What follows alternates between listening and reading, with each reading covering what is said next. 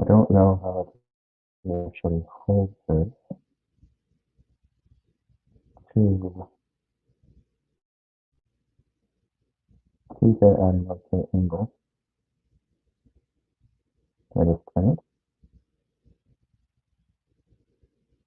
I don't know what to. Oh yeah, yeah. So last time I actually did this at the same hotel, I was way too messed up and tired. Now now I'm okay. Now anything else though, there's no drinking or anything like that. All I'm gonna do is probably just turn on the TV. No, I'm sorry, I lied. But there's no thing uh, starting outside and dropping shit. If I should say.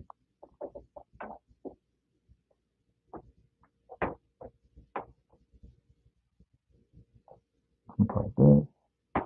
We don't need that light. Like this and then I charge it in. And I don't know what kind of cable this place has, but I do miss kind of like having uh I do miss having the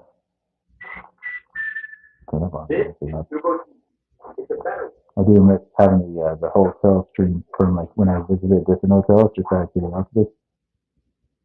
But I don't know where I'm at. So I was like, is there a menu button? I don't want to watch tennis. Tennis.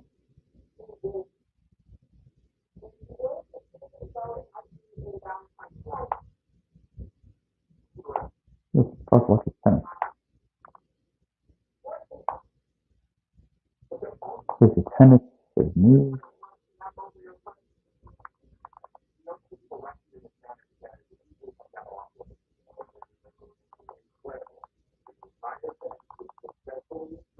I'm married for that.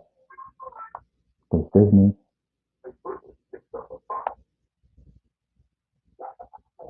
Adult Swim. Okay. I can do that. Good Billies is on. I love Good Billies. I'm gonna shut this curtain because this person has their lights on. And I'm gonna advise from that. There are people on. Let me see if I can. I don't know where I'm coming from. Good Billies is the best.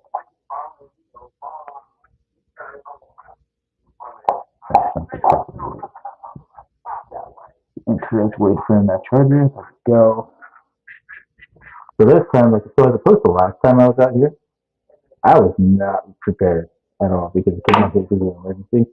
And I was like, oh yeah, I'm prepared with my,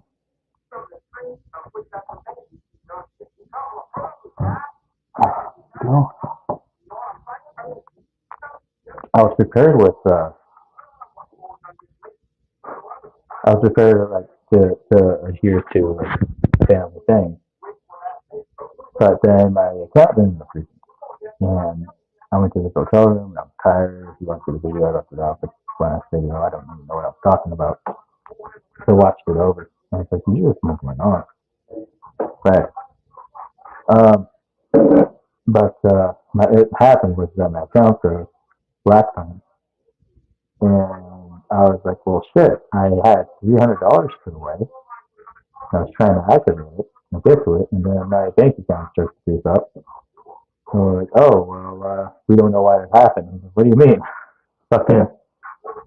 So they fixed it within the next 24 hours. Unfortunately, there wasn't enough time to fix all the issues. I had to find another way to do it, which was borrowing money until the next day. That's just fucked because as a man, you don't want to do that. So you just want to be able to go somewhere, have a good time, and that's it. Now it's more of like feel the difference. This is actually for, I guess, me. The best thing about this hotel room that I can tell you right now is probably the flooring. Because it's solid. I don't know how the beds are. Relatively soft. Seems a little suspect because you can feel some something weird about the cloth. I don't know. Maybe they don't have the best washing material to go about cleaning these damn things the way they need to be cleaned. If someone has had like a long night out on the bed, and they probably just be like, oh well, let's just put some whatever the fuck on it and then fuck off. Because this hotel room in California cost me $80. And then I was like, okay, so what's the deposit? Oh, you don't have to do the deposit. Fucking straight up in the boonies. When I was out waiting for my room, the guy who had to do both, uh, what do you call it, the maintenance work, and then he also had to do the front desk work. When I got to the front, they called me out before I got here. When I got to the front, he was already in another room trying to fix up the cable. I fucking love all those things. But and then he comes back and he's like, "Oh, where did you make a reservation?" And I'm like, "I called it in." And he's like, "Oh, you're that guy." I'm like, "Oh yeah, I am." So he like $78 or something like that. I just rounded up to 80. And then by far, yeah, it's the room. The best thing about it before, I haven't seen like the shower head quite yet. I do know there's soap in there. That's great. So if I want to go out and do something tomorrow, then I can.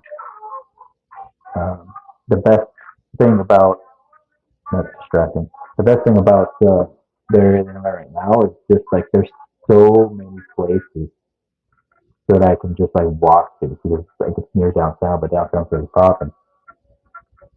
But then there's this hotel, and then you come down here, and then there's a lot of like loitering and stuff like that.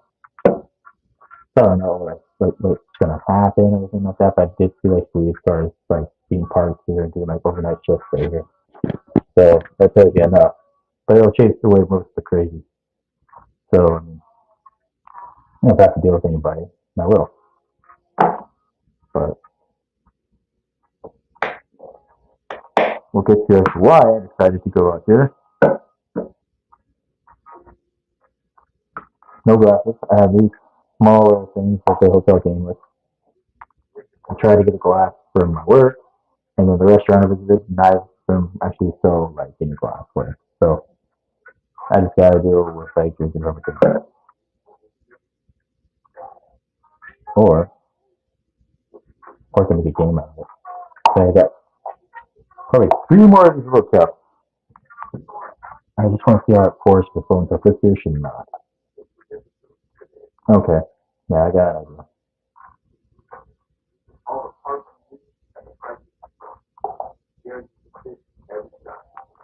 Okay. Alright. Maybe with me too. Alright. I'll make it work. Within the past like year or so, I found out what it's like to have nothing. And people who have followed me for a long time now, a lot of you know how I was when I had everything. So if everything's all for me, the day off, pick up a six pack, go back home, get on the computer, and fuck around. But sometimes you have to fall, you know, in order to get back up. So there's no judge thing anymore for me. It's like me comparing myself to other people. If I do that, there's obviously going to be some amazing things about me. Oh, now you started to kick in. I can tell you this much: this AC unit, it looks as if I'm having a hard time like starting up.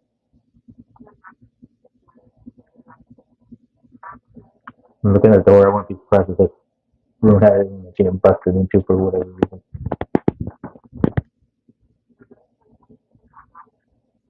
I went through the rates up here real quick before I think it's done. So it says, oh yeah, no, that's not correct.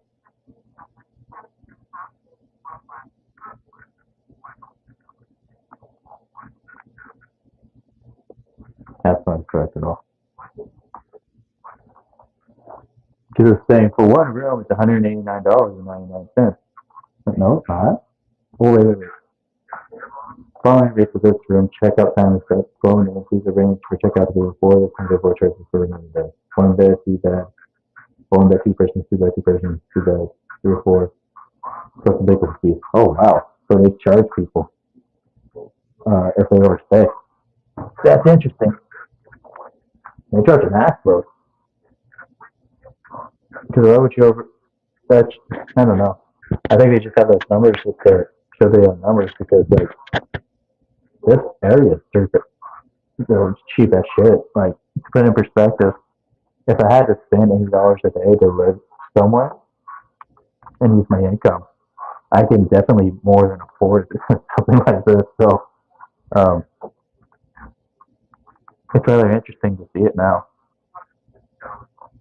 It's the other way it is because they have the desk. You know they do have Wi-Fi here. If I'm not using it, I'm pretty sure my phone provider gives a lot better for Wi-Fi signal. And the pillows look nice. I don't know for sure. It's just the bed I'm kind of iffy about, but like after all this, I'm pretty sure I'm gonna get the next week. Plus, with that in mind, I have about like 12 hours before I have to actually get out of here. So, leave a few hours to be up, get my 8 hours in, get up, take a shower, get the bricks, probably head home, wait for work to call me in because they said they might, and then a lot to do it all over. um, yeah, we got so much to catch up on, so it's more of a story time. It's gonna take a few of these to go in. Maybe I should grab a couple more cups and see if I should just do two. I think it's two. Oh. Plus, I have an energy drink too. I need to put that in the fridge. That hurts. Ah.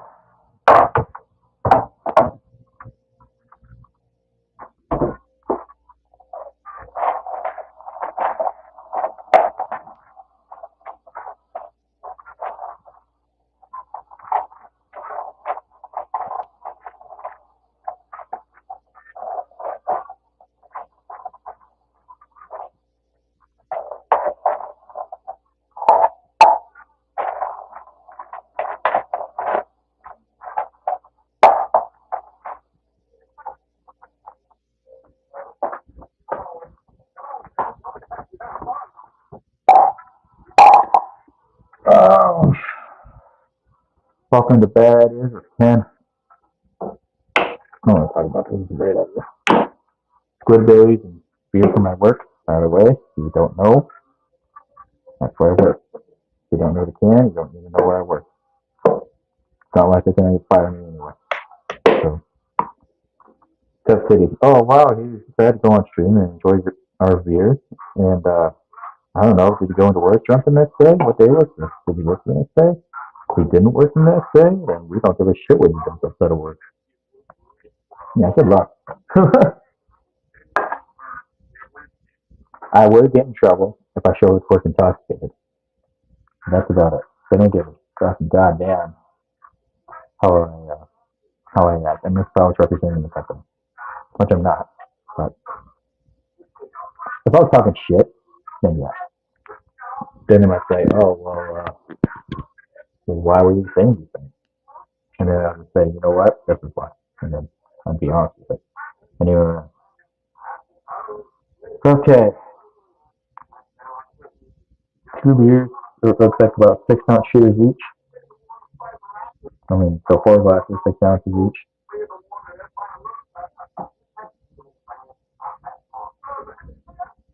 There's a towel in here, a hand towel. I think I'm gonna grab because this might be a little bit too messy.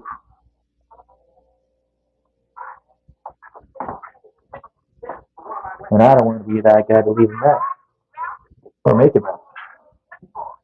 So we're gonna put this towel right here, just in case it has to like go up.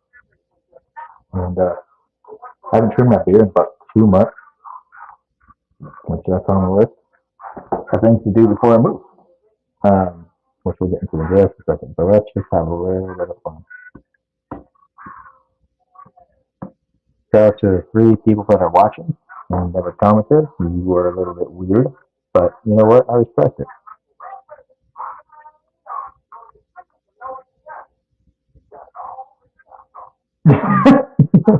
On the team, on the drive.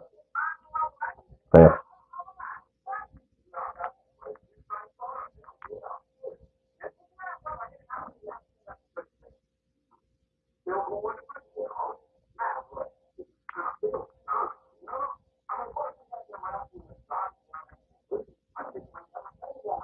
I'm not going to try to like rush over it.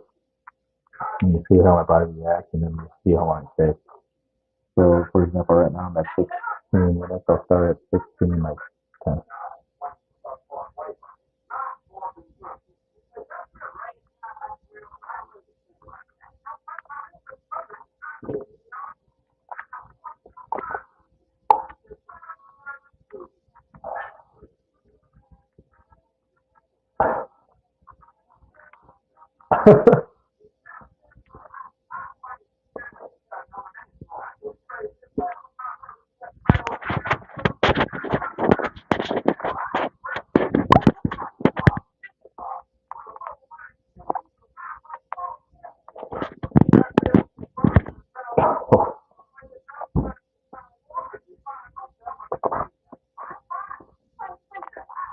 Okay, so if you're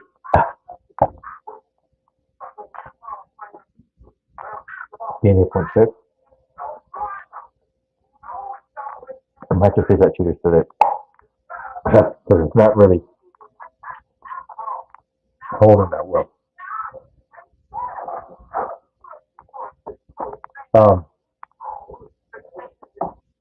Yeah, we're not doing that. We're not doing 4 in a row. I'll do one. I'll do another one. And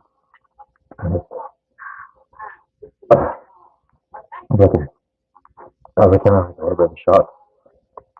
If I had a full glass, I could bench full glass, but the difference is it's just like it's one and then you're not let's go. Kind of bench it off, and then that's when you feel the edge, and it's just like that's when you think that. But oh, the way it's finished. Yeah. So,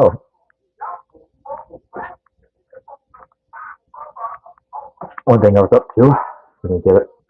I actually like this car here. Found my Albert not to be on hardwood.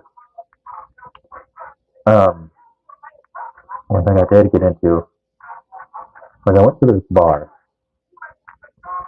I'll start with a bar. And it was a dive bar. It's a dive bar in the middle of kind of nowhere-ish.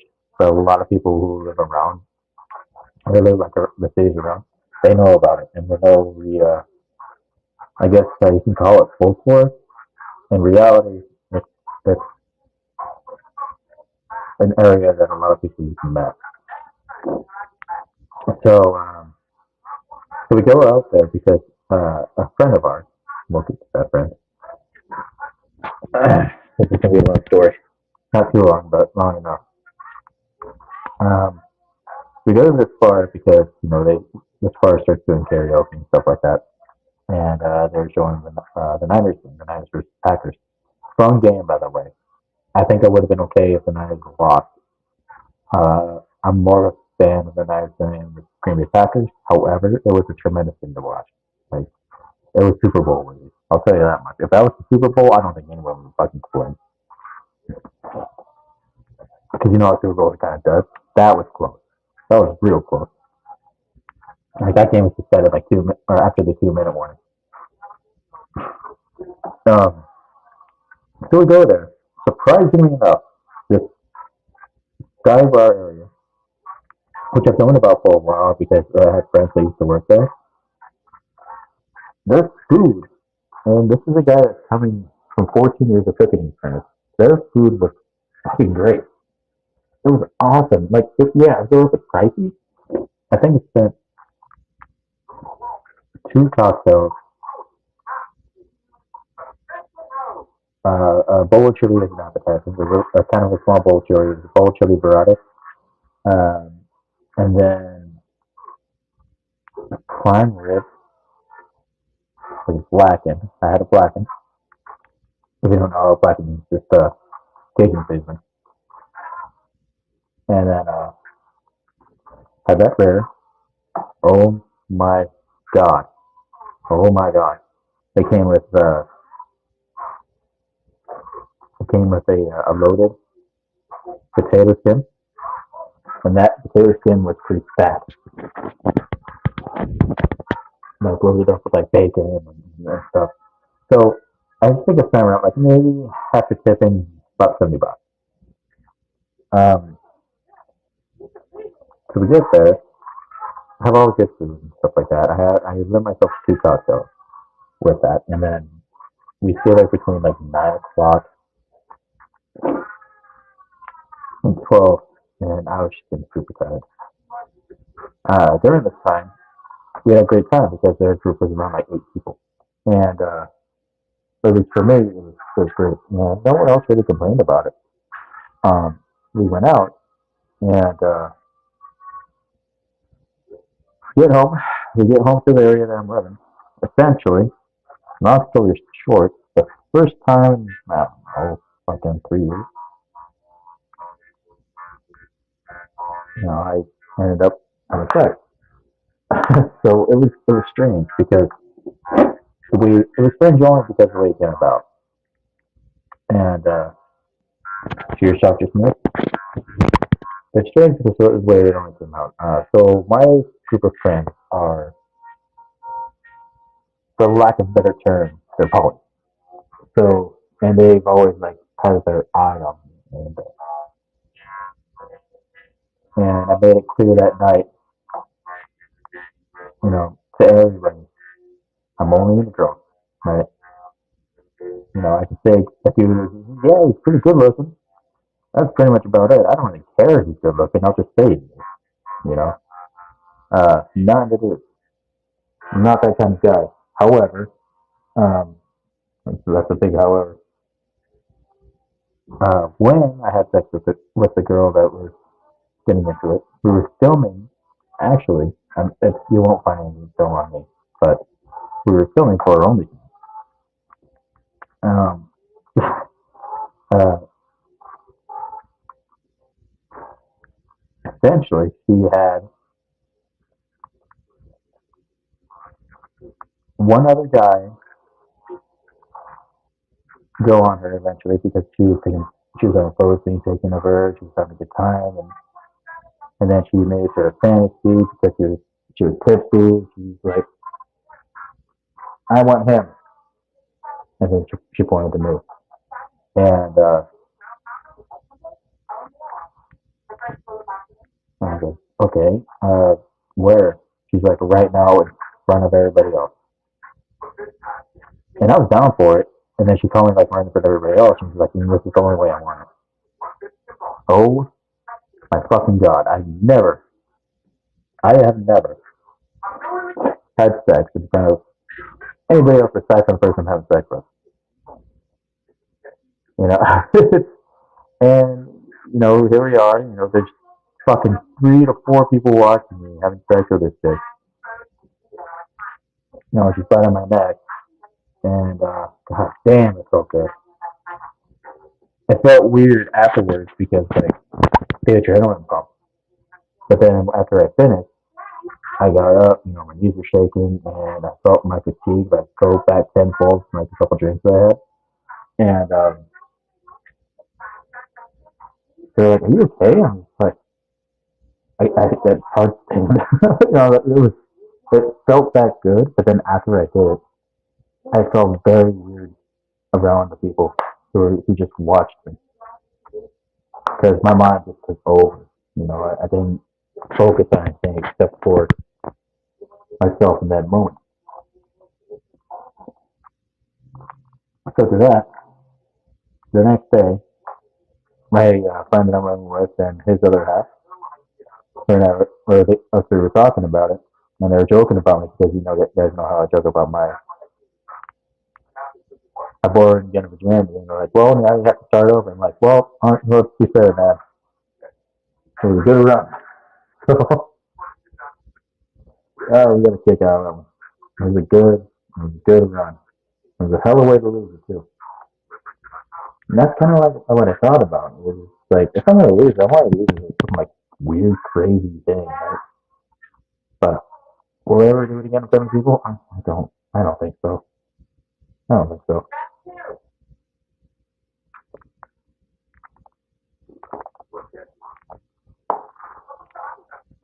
Well, a few things too.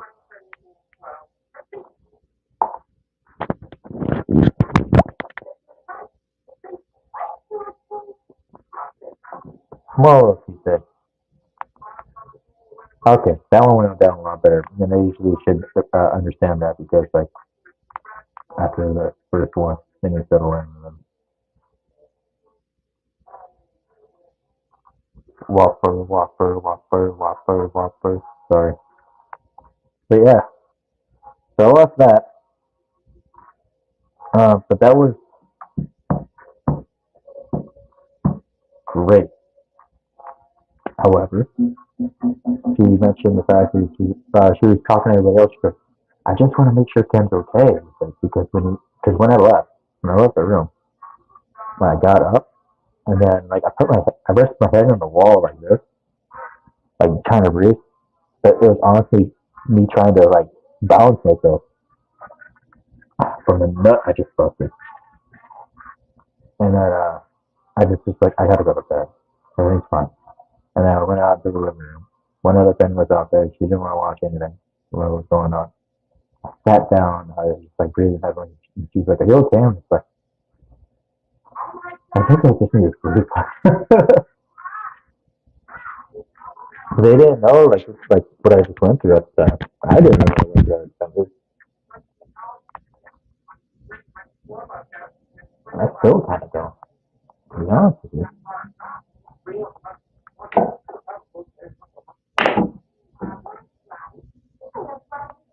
And it's not that I lost my friendship over it. I do know, however, it's a weird thing about poly relationships with her.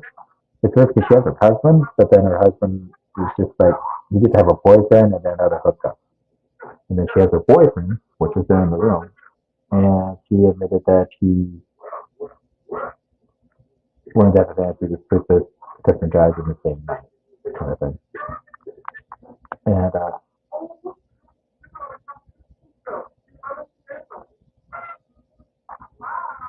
wow, I love turkey.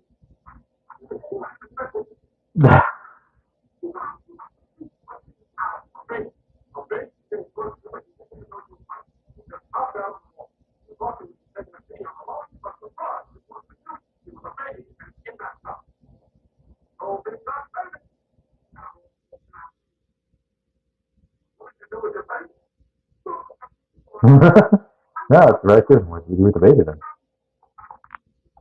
I know what people feel about American Dad. American Dad has some really good moments.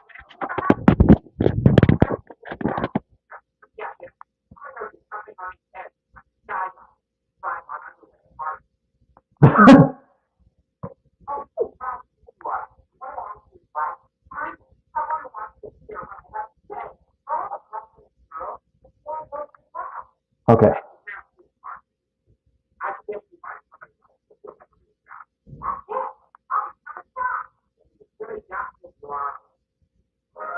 fair enough. Who to what?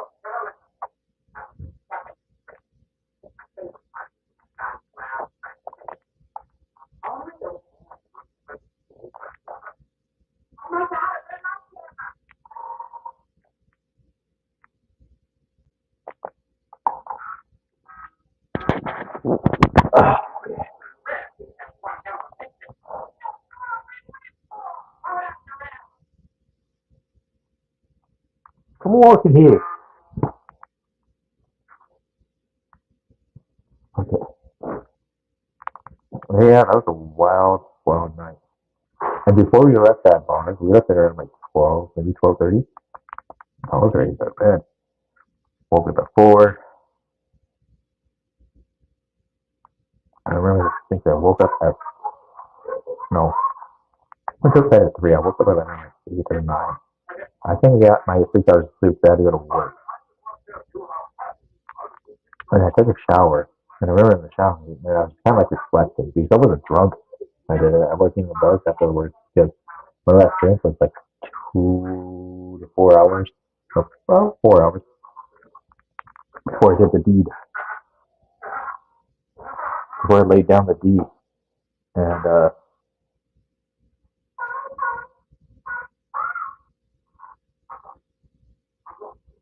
Tony,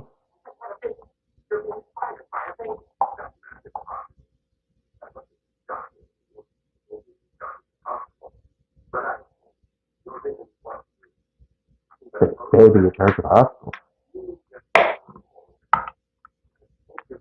I think part of my, I do recommend his dad, but it's only because of Stan and his kid and his friend. I don't like their dad or anything like that. I think like the relationship between the dad and mom are kind of meh. I can also kind of relate with Stan because of all his geek friends. And I was kind of a geek in high school, so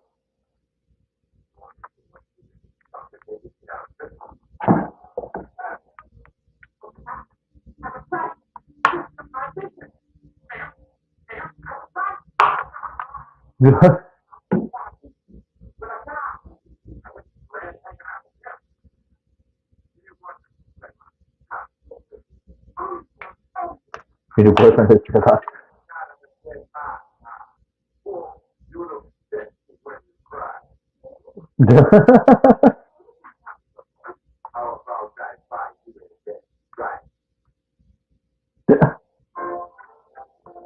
That's a little fun.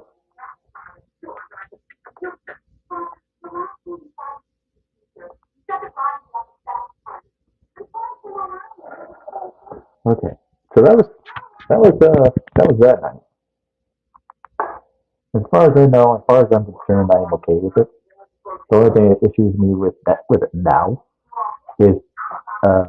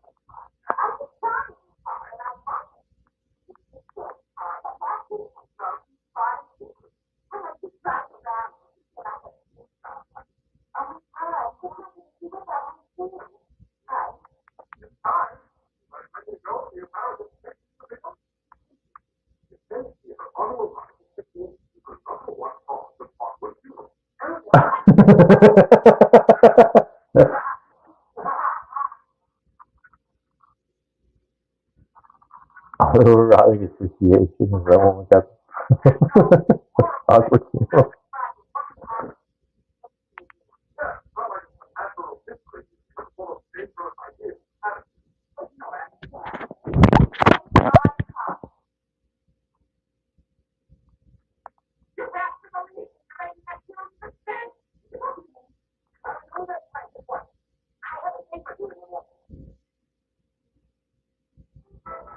I'm like 18. One thing is also interesting too. Um,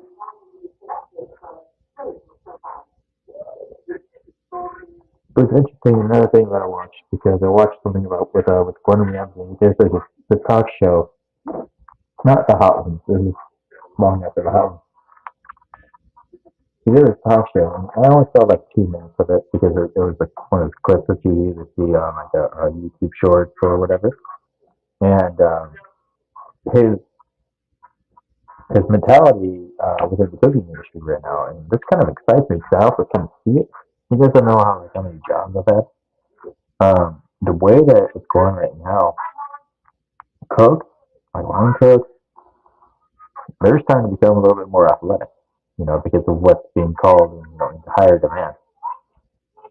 Um, and what's going to happen is that eventually, it's not going to be like the same pay rate, but eventually, Brian Cook is going to be traded off as if they're, sports players. It's not going to be in the same, it's not going to be the same pay rate, obviously, but it's going to be definitely up there. And in Gordon Ramsay's words, it's because, well, cooks like us, we deserve it. If we're going to bust our ass, have a lengthy resume, and we should definitely, like, especially the ones that have been doing this for as long as I have, we should be valued a lot more, and I called for this a bit ago, not exactly like a sports team thing. I've called it within my head to like make a calling and say, and I'm not alone on this one as far as blanket goes. We know we can go somewhere else. We know that. We definitely know that.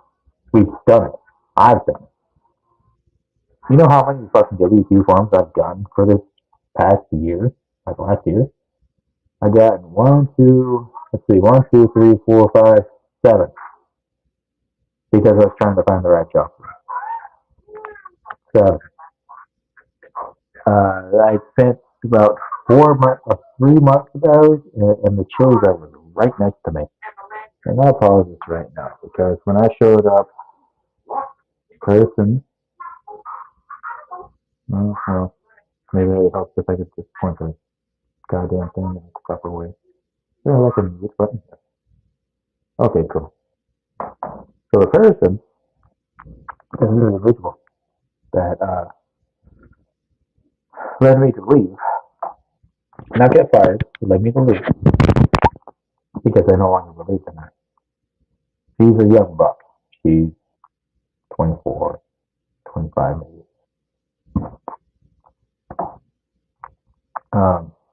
And usually when people within a position get that kind of position, it's because they have it's because they go to college. So they went to college, and I'm like, she did not. She just stayed with the company for 2 years and then she got bumped up way too high. I did not agree with it at first. And I remember last year, no, I'm sorry, the year before that, trying to get along with her. Not that I hated her. No. In fact, I used to be like, you know what, maybe she just needs some guidance, and sometimes I kind of fell for her and stuff like that. And maybe she needed a little bit of an extra push from a different perspective. Maybe I could do that. No. It was not a position for her.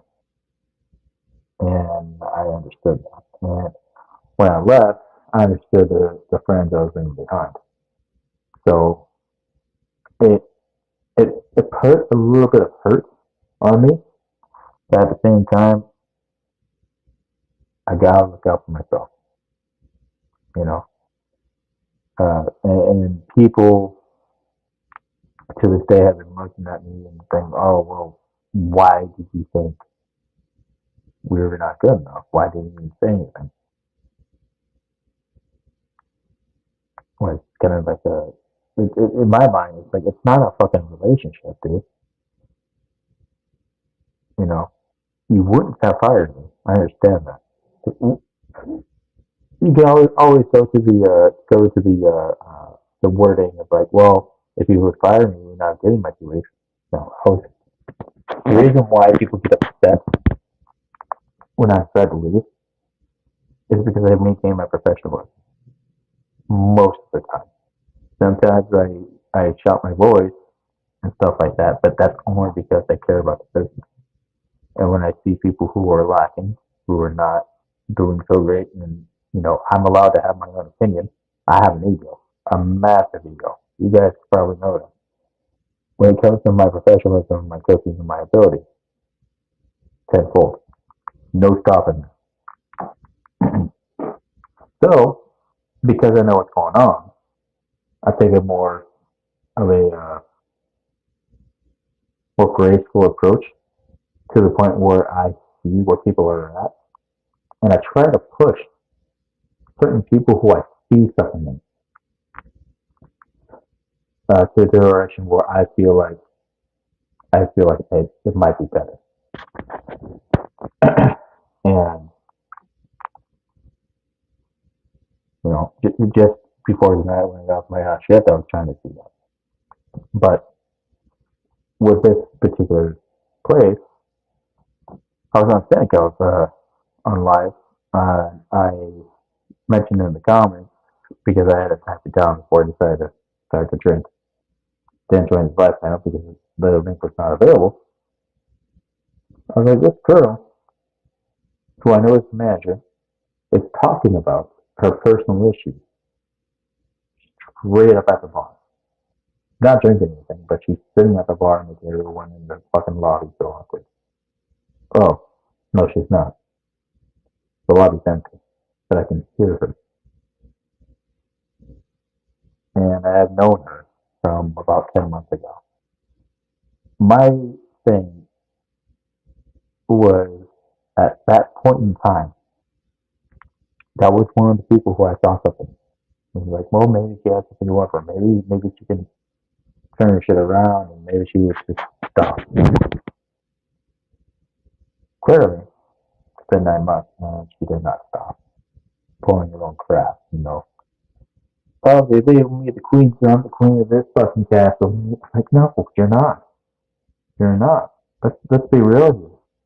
When you're a manager at a place, let me tell you this from my perspective. Someone who's done. When you're a manager or a kitchen manager or anything like that is in place, you are not the boss. The people who come in are expecting something from you that they have never seen. It's not a magician thing. It's a love thing. Like, they want to taste what you believe is good. Every cook, every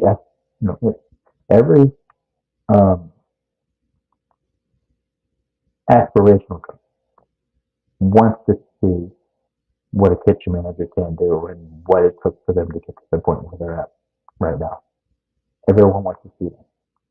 They want to see fire. They want to see leadership. They want to see something new. Something that's really going to catch on. Why do you think Hazy IPA is? Because someone tried to create something new and it blew up. And it was blown up for quite some time and it deserved it. That's why it became blown up. People want to see within the cooking world where's the why you make all these mixes and spices to season this, or where it can go. People want to see that. People want to see inspiration. Most of these office-based jobs that people have, you think they get inspired by anything? No, they're just doing it for a fucking bill. It's stupid. That's dumb. There's no creativity behind that. Like, why would you do that? At all, honestly. Unless that's all you really want, and then like you're doing it because you value more family time. In the same case, you would like to take your family out to something more special. My job is to create that. I've done it. I've done it for hundreds of people, and if I go to one town that I used to run the kitchen at, they will recognize me. Point blank. Doesn't matter. Doesn't matter where I go. They would say, hey, it's Ken. Where you been? What you been up to? That is what we call for. We command respect, but we have to earn it.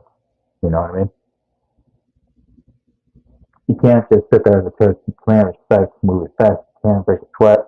You break a sweat, that's cool. You move as fast as you can, that's cool. But you also have to have efficiency. You have to know how to check your rarity. You have to know why this recipe is the way it is. You have to do that. Otherwise, you fall short. You fall behind. You lack leadership. You don't have it. There's nothing there. So no one will go to your kitchen if you try to open up the kitchen. Every chef's dream is to have their own kitchen, and I had that. Fortunately, it didn't really work out because I had to deal with my own mental instability to complete that. And the way that things were going, I wasn't going to be able to afford the place that he wanted me to pay for, and it was just a bad thing. But yeah, imagine trying to pay for an apartment that's going to cost you about like $1,800 a month, and then you have to pay for another phone bill. You're only making like 27. Yeah, fuck all that. No, couldn't do it. He was trying to tie me down and just stranglehold me. Let me pee real quick. Ow, fucking goddamn me.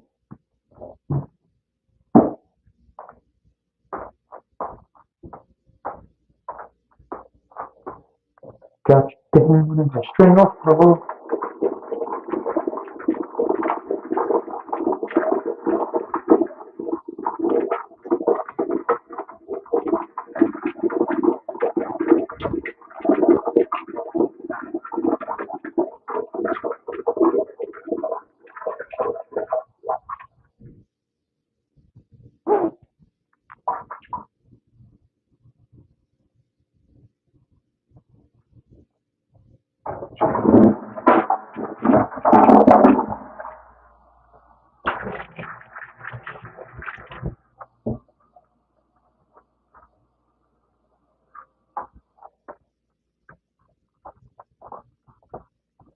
Got you down in a stranglehold. Oh, God.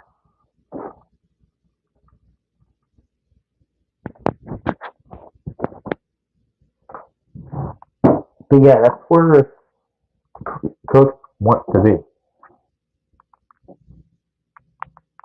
We strive to fight. We strive to cook, and we want to cook. We want to be in the heat. We want to be the heart of the success of every kitchen that we touch. And like I said, I've done it for 14 years.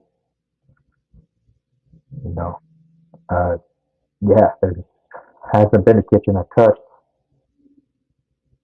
that did not want me back. And I tried a couple of them, and they just would not work because they just expect everything. Kitchen managers don't know what it's like to actually struggle and strive. But I kind of do. I kind of get it. And that's the reason why I went back to this company. I worked for 3 years. From BJ's Restaurant Brewhouse. I worked there for 3 years. I came back after 5. They were like, oh, what were you up to for these past 5 years? And I'm like, well, let me tell you. Let me fucking tell you. And my cooking has been a fucking astronomical compared to what I used to do that. So they were just like, you are just supposed to be a person. What is this? I'm like, yeah. There you go. Do you want one?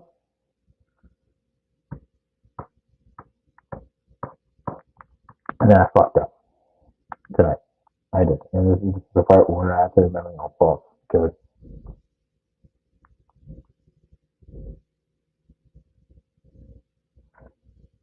Because we had this one, it was just tonight.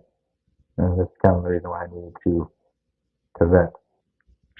This is where I get a little touchy, a little bit feely, and I knew this was going to happen after having eaten my 2 beers. This is like 2 out of the 4. There was a waitress that ordered from me because she enjoyed what I was cooking, right?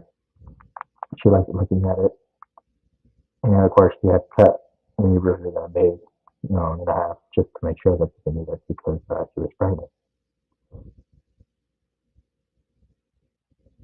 I She ordered it really well, and there's a reason why people cannot eat, or a woman cannot eat a medium burger because of the pregnancy, it would not falter. It would not fall through. And she showed it to me. Well, the manager showed it to me, and didn't tell me. It felt like I should have been told something like I should know better than a silver burger that's undercooked to a certain degree. Was it technically undercooked? No. I was off by 5 degrees. But when it comes to a pregnant woman, that's when things get really serious and sometimes I do need that reminder, but it stopped. It really, really stopped. Because what if she just decided not to at all and just did it anyway and that's complications and that would have been my fault. It kind of broke the trust. The trust within myself. And Ken, what the fuck are you doing, dude? There's a reason why people can't do that. There's also, aside from pregnancy, there's also people who have gout. There's people who get generally just feeling sick of seeing red meat. And as a true blue collared American, I believe that every burger should be made medium. I personally do. However, I should also understand myself. Some people just can't have that, and they just want to be able to, um, at times, at the very least, kind of like mimic that. And she calling me like, the medium burger looks really good, and the burger that you corrected looks really good. It's just that I would have eaten the first one if I wasn't pregnant. Like it doesn't matter. You know, don't feel guilty. I fucked up, so it's on me. And, it's kind of like linger on it. 'Cause like I said, what if it was just some random customer who just didn't know any better and was pregnant, you know, and just ate it and then had complications. Like, well, I just went to this restaurant. Then it's my fault. You know, despite the fact where the waitress who ordered the burger from me, she did the proper steps to where anyone who's pregnant should take before they go to the restaurant. Cut everything, make sure things are right because it's not just you, it's the baby. Um, let's be honest. Call a spade a spade. Not every pregnant woman's going to look for that. If they're expected to be the way it should be, and it's what it is. I don't know any cases about that myself, but I've never gotten someone sick, and I pride myself. I've definitely have been told, you know, more often within my group of friends, like, oh, why would you cook this a lot more often than I'd be cooking at a restaurant or for my job. I think when we had my own kitchen, the only thing that was frowned upon was me trying to mimic a French roll dip. Curse the bitty toilet. Cool, probably, but um, nice Pokemon. I don't know what that is. I don't understand.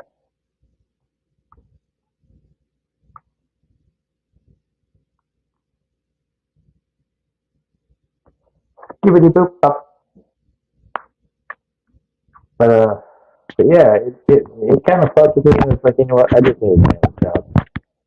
Honestly, God, I might out of town for 6 past and being on here. Because I'm not going to go out to the public. Hell fucking no. And say, like, oh, well, that we're all had to be. A lot of people just think, oh, well, everyone makes mistakes. That's not just a fucking mistake. Hey, man, just randomly came across the street. I just randomly came. So, same boat. Microphone audio is extremely muffled. Is it? Okay. Da, da, da, da, da, da, da. Audio.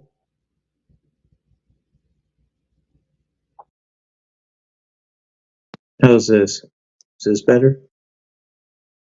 Is that better? It's the earbuds, yeah. Damn, I just talked all that. Yeah. Damn it. No, I don't even know what I said. Motherfucker. Well, I appreciate you. I had people stopping by and they go, look at this asshole. Look at this guy. I put the headset in just in case, but now I know I didn't really have to wear it. I could just charge it on the thing. This Bluetooth headset cost me a grand total of $10. $10. So I can imagine the mic sucks. Music's good.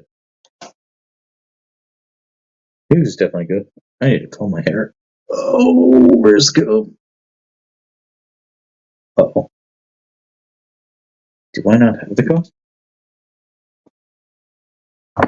Well, that sucks. Alright, well, I'll figure that one out.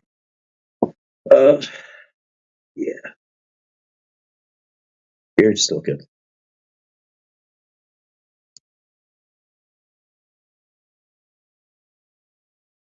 Yeah, it kind of reminds me of Pokemon first. Well, yeah, I mean, this is showing up. I could wear the hat. I thought I had the comb on me, but I'm pretty sure if I were set on my computer desk at home. Sexy mofa. Hey, Stan. You know what? This next two is for you. I would love if I could just put on like a bunch of Rick and Morty stuff on this TV. Honest to God, this TV is just that. It's on mute. Just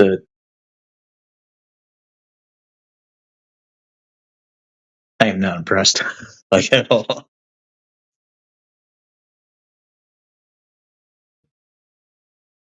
Kiki's delivery service is a really good. Oh, I know Kiki's delivery service. I know a lot of people think I'm gay for saying that. I love Kiki's delivery service. It's from a childhood. I don't actually recognize it, but I should probably watch that again. Cheers, Stan, you fucking sexy ass motherfucker. You motherfucker. Right.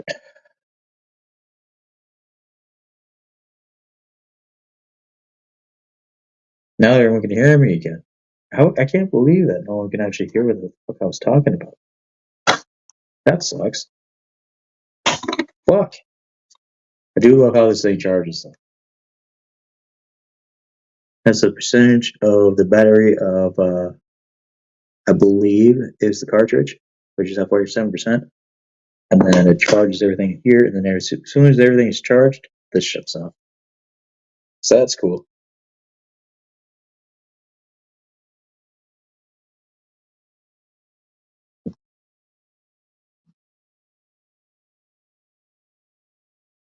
Weird ass question. How do you know how many cards are allowed in a legal Yu-Gi-Oh deck? Okay, not a weird question. I can actually answer that.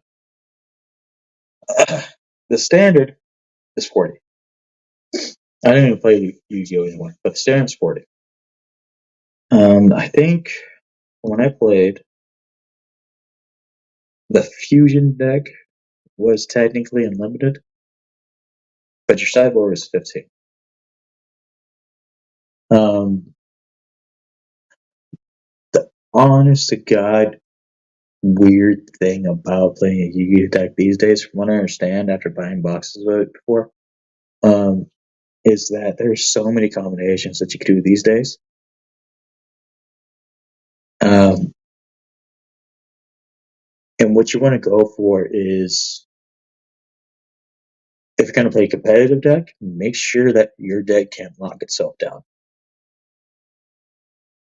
You don't want to high roll that shit at all. Not at all, because you can draw some hands in a competitive deck that's spent for, oh, I can just do all this, all this, all that. Don't do that.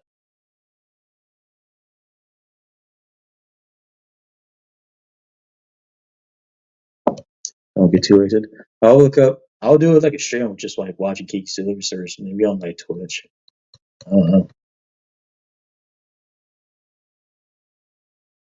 Dragons and harpies. I don't know how those work though. Love harpies nuts. Fucking imagine being a cheap ass fucking host room and you hear this. Why am I making all that noise? I just made these nuts joke. Shut up, leave me alone.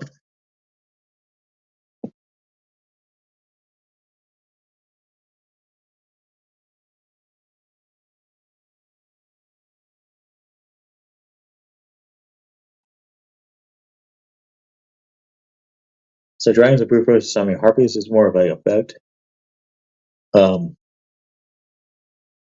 was that one card I used to have? Bestial Rebellion Dragon. And it was just fucking main. Absolutely a mania card. And I still think it kind of is. I just haven't looked. I haven't bought anything at Yu-Gi-Oh! Ever since I sold my collection that I bought for like a year.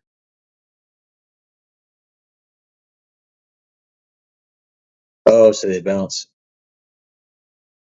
So harpies bounce opponents like creatures and stuff. So they bounce the creature. Nah, that's going to your hand. You can have that. You can have that back. Don't do that. No, you don't do that. Or is it more like a Consuela just like, no, can't be on the field. You just turn it. You can feel your monster zone with one turn. Meh.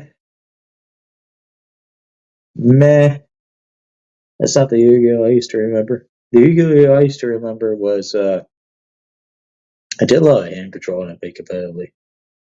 But that was just like the beta Yu-Gi-Oh! Compared to what's out now. Now everything's just like really combo-ish and shit like that. But I've seen a lot of combo decks get shut down by like random traps.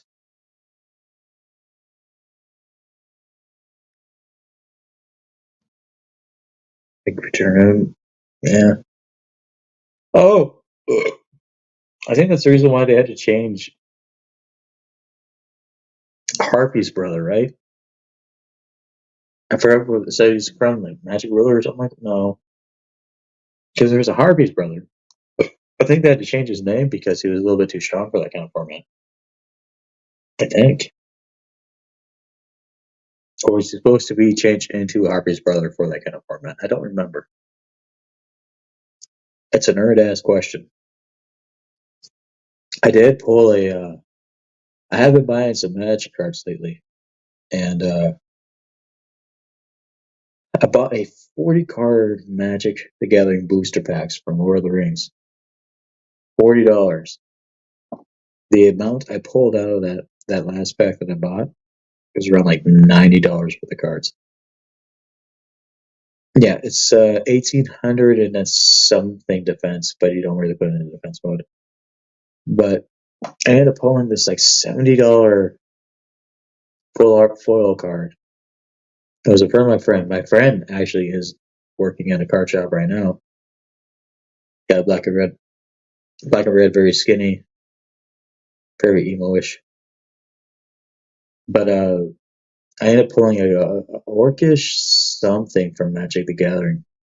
And my friend, he works for the local card shop that's actually right across the street from my work right now. And I went there and bought it, and I showed him like, yeah, this is the last foil of this pack. And he was like, whoa, that's the best thing you could pull aside from anything that's really, really, really famous. And I was like, what do you mean by that? And he's like, technically, that card alone pays for more than your pack. Like, that's great. So, Magic is a lot more interesting in Yu-Gi-Oh! And I'll tell you why. So, Magic, the best thing and the best moments I've ever had playing Magic is playing with a group of friends. And, you kind of, You can't really do that with Yu-Gi-Oh. Yu-Gi-Oh is a lot more competitive, a lot more. I want to win. I want to win. With Magic, it's not like that at all. With Magic, it's more like you surround yourself with a group of people that you love to be around, you respect, and you don't necessarily mind losing, but you also don't want to be that sore winner either. Like you want to be around people. Say like say like a five group of people who just want to play like a card game. Even if it's just like poker, right? You go out on the town, have a couple drinks, you head home, buy a 12 pack, split between six people. I don't know. Make something up. Whatever your disclosure is. Picture a laid back time with 5 or 6 different people. You play Magic with those kind of people. You don't give a fuck who wins. You just want to see a fucking bomb ass game because that game can get a little bit convoluted, but also very funny. So I don't know how to play the game, but I know the price is like the Black Lotus. Yeah, but I can't really buy the Black Lotus. No one's gonna buy that fucking shit. That card's like 60 grand. it's a lot more expensive than the tiny home. So I mean, what you thought about? Dude, I've been looking up um these prices and well, not prices, but these people who are living in vans, living in like vans that they convert into like a luxurious tiny home. And they're like, hey, I bought this van for however much, you know.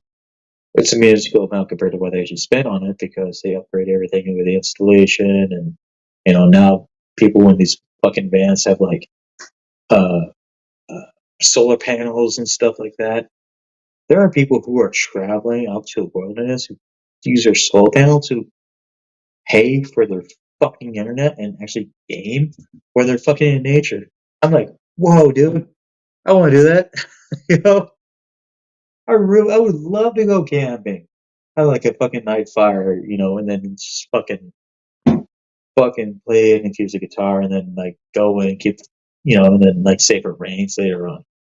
If it rains later on, then they can keep the windows open, and then you're in the span, and the rain trickles down, and then you're just sitting there playing a video game, or even like fucking being on Twitch, or being on Discord, or being on here.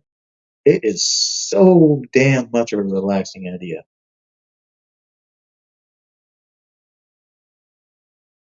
I got a Yu-Gi-Oh card that I pull is worth about 2K. It's a beast, like the God card.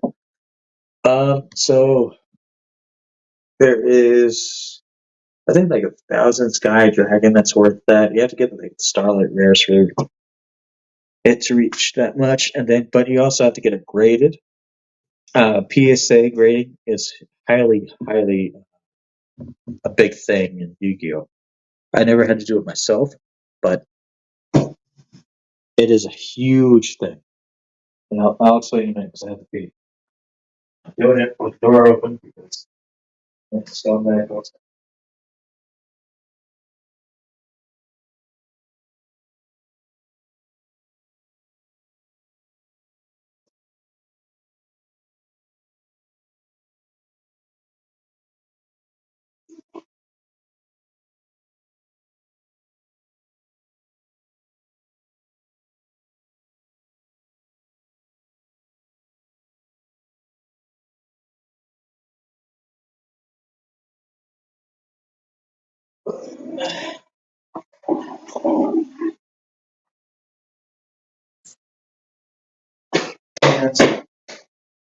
Or at least make smart out of it. Who gives a shit? So, how the prices of Yu-Gi-Oh cards work, Stan? So, first of all, it depends on what the card you pull, obviously, right? Graded or not. Yeah, there you go. And for the others who are watching, I need to turn the heat up. I can't do that.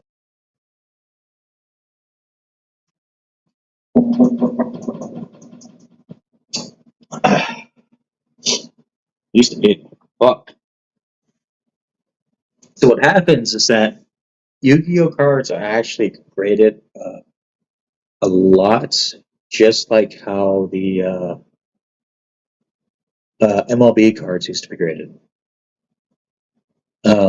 Major League Baseball. So if you pull a certain card, yeah, it's going to be worth the ton, or worth a 30 penny at the very least.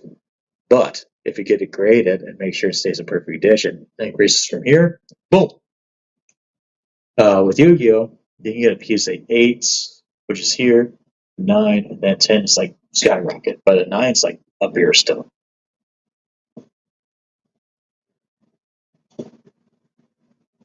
Illegal playable outs.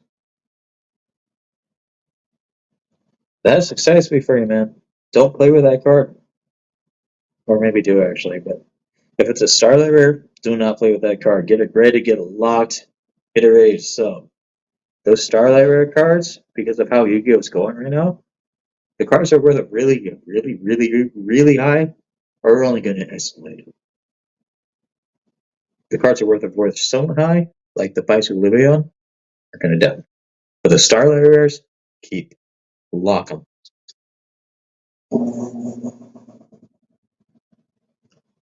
It's Kalunda fucked up. Yeah, even if it's Kalunda fucked up, you can still probably get like $100. I'd pay like maybe 50 for it. I'm not gonna lie.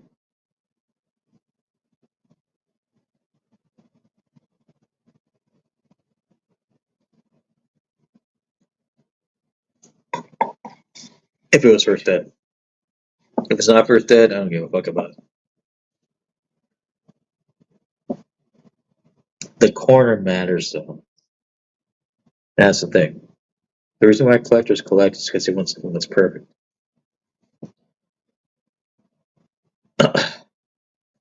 Same thing with comic books and stuff like that.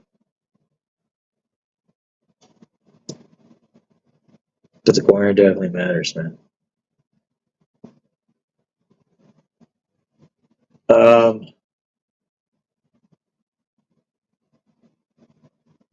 Alright, now it shows American Dad. It shows Stan being the king of the DMV. Which, why would you want that?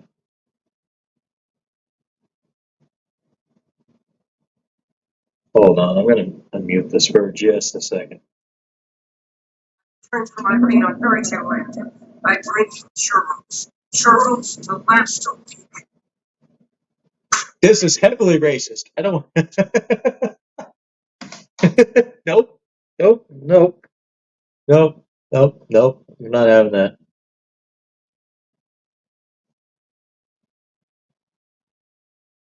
The centering's cool, but the corner's bent.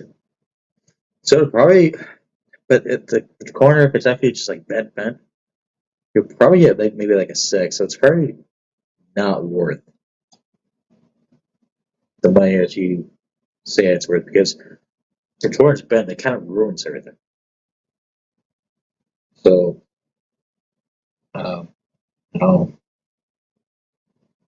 if it's scuffed like that, like you'll probably still find somebody who's going to spend like a decent amount of money on it. But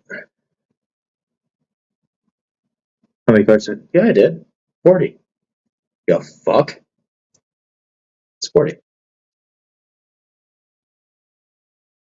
Well, 40 minimum.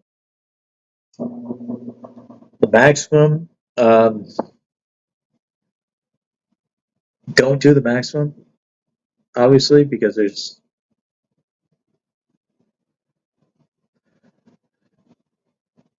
not really a maximum, but you have to be able to shuffle your deck. So don't go with a minimum 40. Maximum, in my opinion, should be probably 50 to 60. But that depends on how many combos that you have going on in there, how many synchros.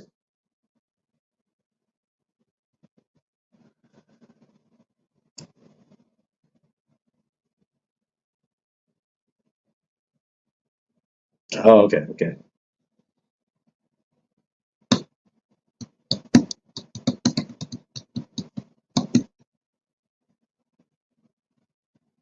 It's Stan. He's taking over the DMV. It was an alternate guard card.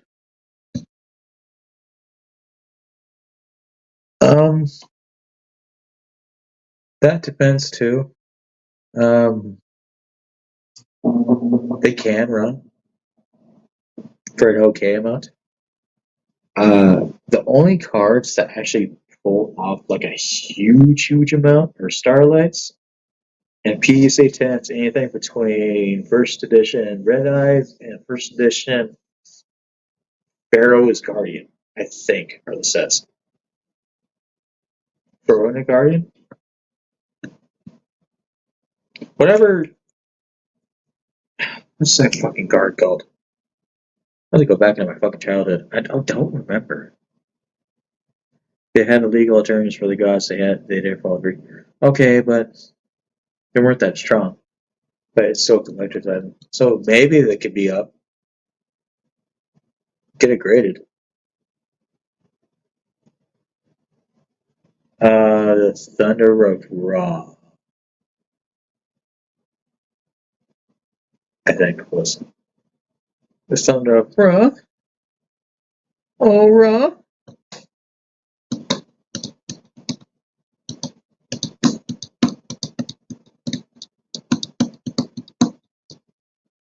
I will not tell you how to think. I will tell you this much, though, Stan. If you want to get into a competitive Yu-Gi-Oh, you just got to prepare to meet up with other motherfuckers and get yourself a group. You know, a group that's local to you that want to be,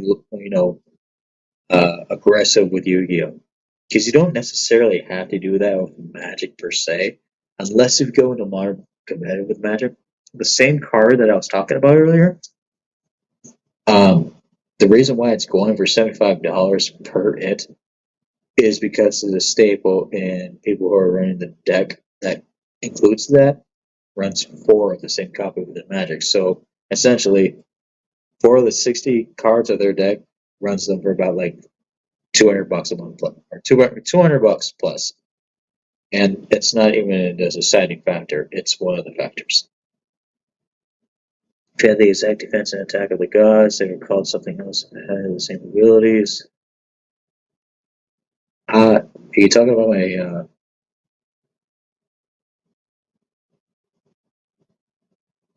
You're having me think a lot, dude. I've been drinking, right? So, whatever, man. This one's to you, Stan. This is one total beer at 8.6%. And I'm very tempted to take a walk and try to find some more.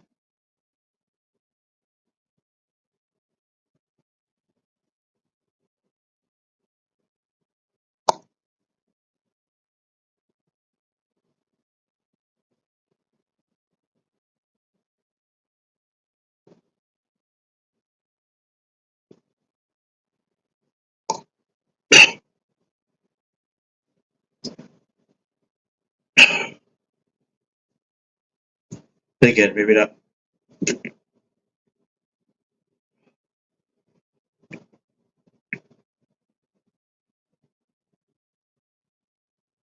Oh, that we was stuck.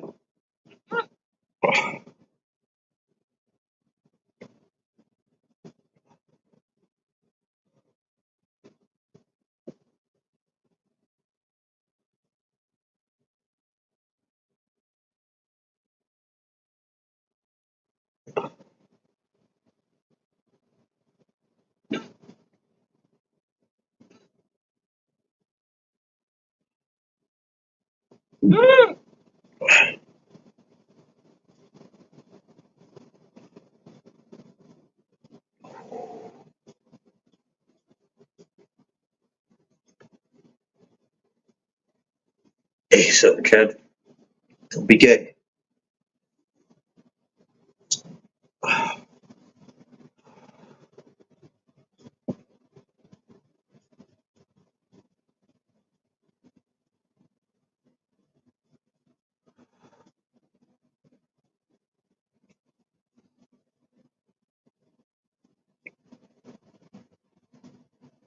Don't be gay.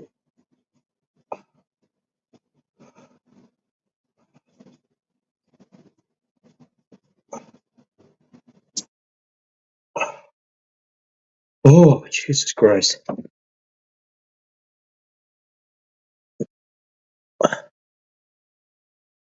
I'll send you this up in a bit. Okay. Oh, Jesus. Lord mercy, Devin.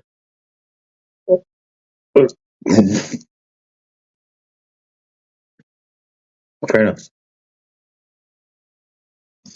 That's what I could do.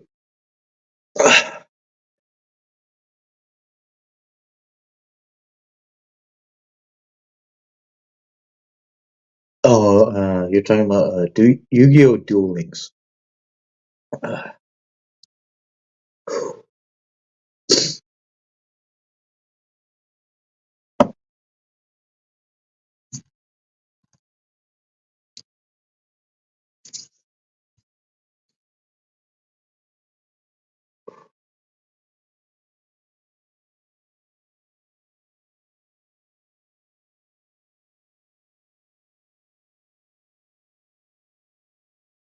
Yeah, play that. Wasn't too asphyxiated on it. Some League of Legends guy.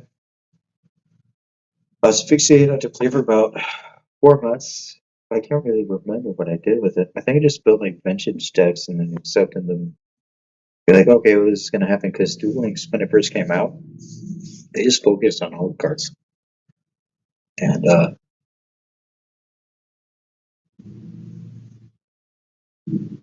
if you want an idea of how I perceive it as myself, how Yu-Gi-Oh was. This is my first introduction of Yu-Gi-Oh. It wasn't like when I played tournaments or anything like that. First introduction of playing Yu-Gi-Oh. It was a game for the PlayStation 1. PlayStation 1. It's called Yu-Gi-Oh! Forbidden Memories. If you find a way to buy that or do whatever, play that, it will change your perspective about how it was between 2001, I think, and 2024. It is a big fucking gap, my dude. Yu-Gi-Oh! Forbidden Memories, by the way, it's a single player PS1 game, and you have to farm for the cards that you want. And when I say farm, you're farming. You farm just to build the right deck, and you're sitting there. And if you want to beat that game, you really have to want to beat it because you'll be sitting there for a while. PS1 games had a general knack for that, and Yu-Gi-Oh! Forbidden Memories, oh my lord, will fucking put you to the goddamn test. Not because it's technically difficult, but because when you get to the final bosses, you understand you have to go back from here, from here, from here. It's kind of like playing like a Mega Man game, but you have to go back and forth, back and forth, back and forth, farm, look up to where to farm to make your deck better. Farm here, farm, for fucking 50 hours. And it is so fucking dumb. But Yu-Gi-Oh! Forbidden Memories was my first introduction to actually playing Yu-Gi-Oh! My second, and I'm just gonna speak off the tongue here. And I know Stan how you are, and you like to hang out in the comments. But you bring up Yu-Gi-Oh! You bring up me, so I'll tell you stories. That's fine. And I mean, I have nothing but fond memories about Yu-Gi-Oh! So don't worry, man. You're in for a little bit of a treat. The story that comes into mind was when I met my first, actually, true best friend. True best friend. I had a couple best friends when I was growing up. I'm a very likable guy. Well, all of them, except for one, and except for my best friend's parents at the time, they loved hearing from me because I was meant for something. To put it bluntly, my second best friend, he was getting into Yu-Gi-Oh! And he was getting a little bit frustrated, a little bit tired. He didn't really like it, but he liked hanging around with me. What I did to one of my first Yu-Gi-Oh! Deck, my actual competitive deck, I lived with my mom at the time, and she just had money enough to pay for house and food and house, do chores and do yard work and stuff like that, mow the lawn, do things like that, here and such here and there. But she didn't have the money to pay for like an allowance. Like she wanted to, it just wasn't there. So what I did was like, well, I can try and do it for this other friend's house. My other friend, I'm not gonna name him by name, but he was very sporadic. Had these like ADHD, hyperactive things I didn't really know about as a kid, but back it was definitely there. He was hyper into video games, hyper into that. His dad wasn't hyperactive into it. Like he loved technology, but however, he was a loving dad, and he saw that he and his son both enjoyed, like me being around. Like, hey, so I'm just here to play video games with your son, and play Halo and stuff like that. Yep, sodas. Is that okay with you? And he would say, yeah, you know. Mostly because his son and I actually got along. His son, again, was my second best friend. A little bit of a brat, but he was also very much of a nerd. And I was a closeted nerd, so what I did was, his dad was a closeted nerd, so what I did was I wanted to say, you know what? His dad didn't have a garden for his house. His dad actually owned the house, but didn't have necessarily a gardener, and he wanted to try to eventually build the house up to sell and trim down and say, you know what, I eventually want to sell this house. And he used me as a gardener, and he used me as a reinventor of the kitchen, buying like knobs and stuff like that. And he was like, I'm going to pay you this much a week. Didn't give me a number. I was still a kid. I was 12. He was like, I'm going to take you out all the way to here with my son, pay for your entry fee, let's do a yield tournament. You guys go out every Wednesday, buy you 4 packs, buy you dinner. Once you come back, you will always have a place with me. That's it. He worked me about 3 hours a week for that. And I was just like, it's because he cared. You know what I mean? And he saw what I kind of brought to the table, I guess, and what I was striving to be as a being, as a kid at the time. I just love video games. I love gaming. It's phantom to my heart. It's any girl who dates me has to understand this gaming shit stays with me, and I don't give a goddamn else what else stays. That's me. So it's not like a fucking it's not like a fucking like obsession or anything like that. But when I'm gaming, I'm fucking gaming. It's to me, it's like it's a cinnamon. It's a pedestal of where I am today. It's the reason why I'm able to go out into the world and say, hey, this is why I like the business to be done. I want this done. I want it done now. Kind of thing. I'm not bossy about anything like that. That's what I tell myself. That's why I tell myself these days, I want this done here. I want this done right. I've done my research. Let's go with this. If you have an argument with me, make it compelling. I'll go with it anyway. I don't give a goddamn rat's ass about what anyone else has to say about me. Am I drunk? Yeah, I'll go to a business meeting anyway. I don't give a fuck. Absolutely not. Absolutely fucking lutely not. Why would I? You know, like, respect the man who's been doing this for 14 goddamn years. How is it fucking pride to me? You know? But back then, it was completely different. You know? And I think the boost between me and Twitch it just relied from there. Because I'm not gonna lie, between me and Twitch, the same kids that I grew up with that had that father who had me start doing yard work, that who he was like, I'll take you out to go to this other town to go to this.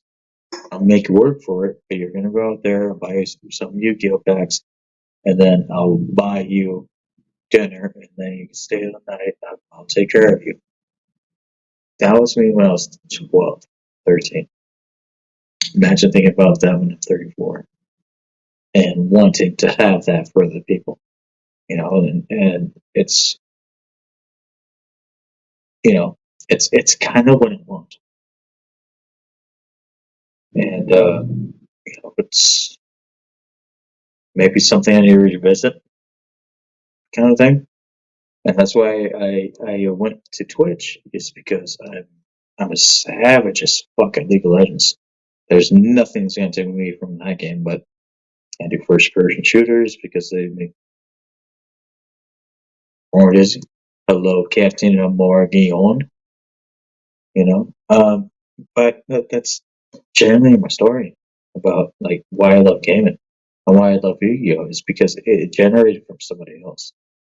It didn't really generate from somebody else based upon what game they played. It generated from a child, and then it generated from, hey, there's other people who are out there who are running amok, and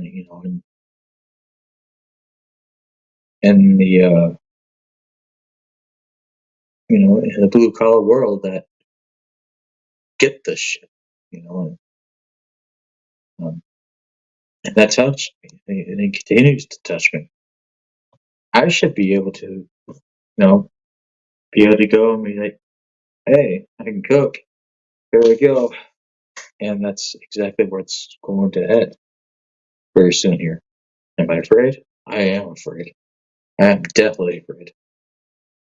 I ain't gonna back down.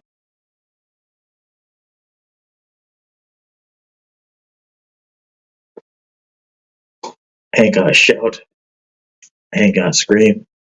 I ain't gonna holler about it. But I will not back down from that crap. Yeah, to Morgan, nice to you. Even though your room sucks.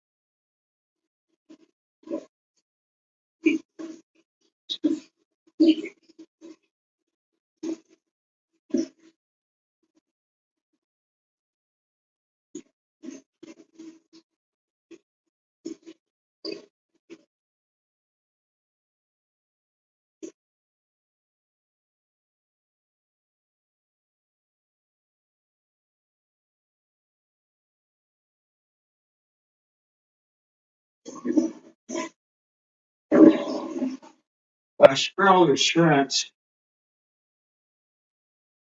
What I was talking about. Not the Yu-Gi-Oh stuff, but like the restaurant stuff.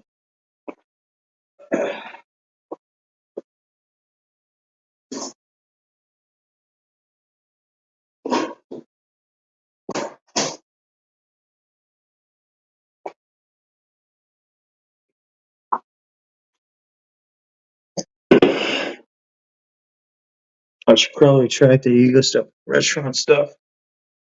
What did I just do? Oh, There's only one left from that 12 pack. Captain Morgan, howdy. Oh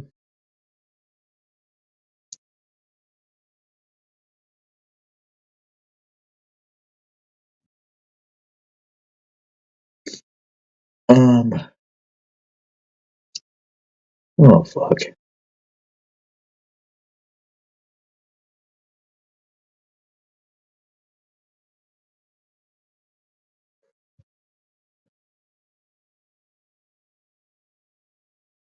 I think I'll be right. It's like, oh, there's only 7 beers left. I'm already kind of fucking fucked. I can't. Yeah,